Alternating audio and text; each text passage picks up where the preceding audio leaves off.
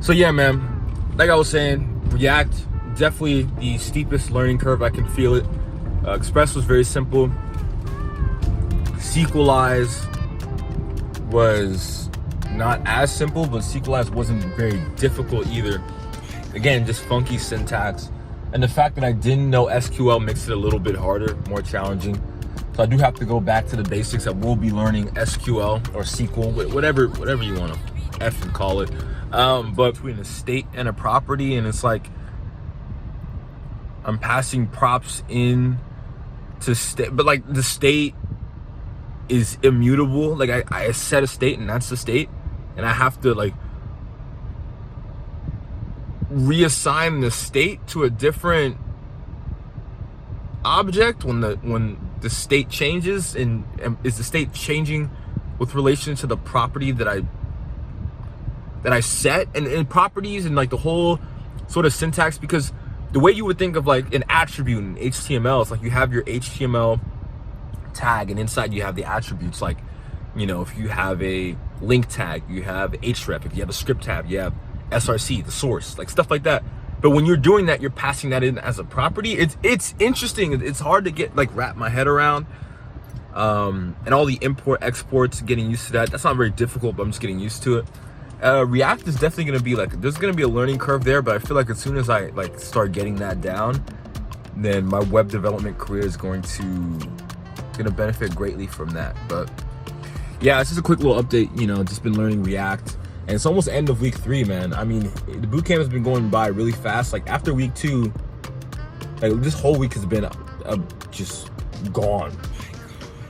You know, we have a React homework, and it's just been really good, man. Shout out to Fullstack Academy. I got no complaints.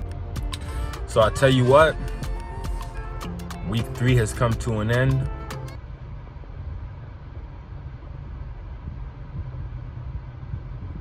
I learned a lot, man. I learned a lot. Again, like I said, I got nothing but positive things to say about Fullstack Academy. It's been a wonderful experience. I've learned so much. This has been a very productive summer. Last summer was very productive too. Last summer is when I decided, hey, I want to teach myself JavaScript and stuff like that. Last summer was very productive. But this summer has taken it to a different level, because now I'm looking at code for pretty much 8 hours a day. That's a different type of training. Because at first you're like, oh. And then you get to a point where you've done it enough and you're understanding what's going on that it becomes a simple pleasure. You're not actually coding for 8 hours. Keep that in mind. But you're going to be looking at code for around 8 hours.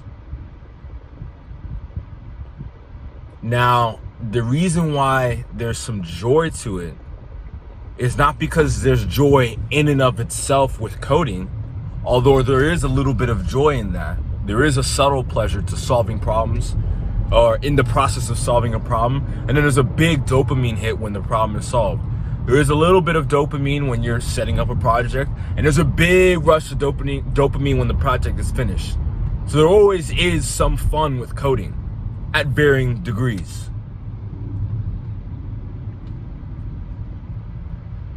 The thing that's really cool is that we're putting the pieces together.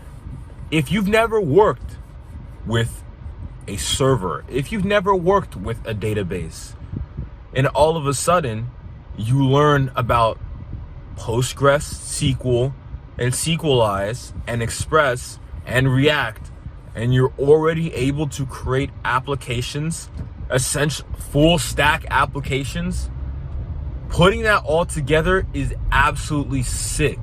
It's a different type of feeling.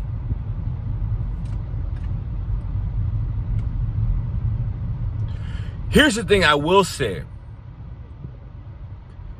As I said, the bootcamp has been excellent. It's been fantastic. But theoretically,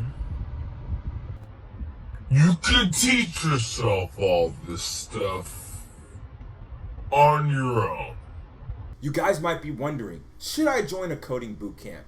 Should I be self-taught? Should I go to college? And here's what I'm going to tell you.